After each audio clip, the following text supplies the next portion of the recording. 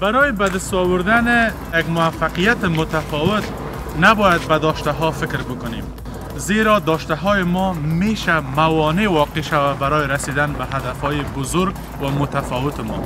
بدین اساس در عوض فکر کردن به داشته ها باید ما به نداشته های خود بیاندیشیم و به نداشته های خود فکر بکنیم. فکر کردن به نداشته ها ما را به او سمت موفقیت که نداشته ها از او را به دست میاریم هدایت میکنند. اگر میخواهیم به هدف های متفاوتی برسیم باید از داشته ها گذشته به نداشته ها فکر بکنیم که ما را به موفقیت های متفاوت برساند. موفق باشیم.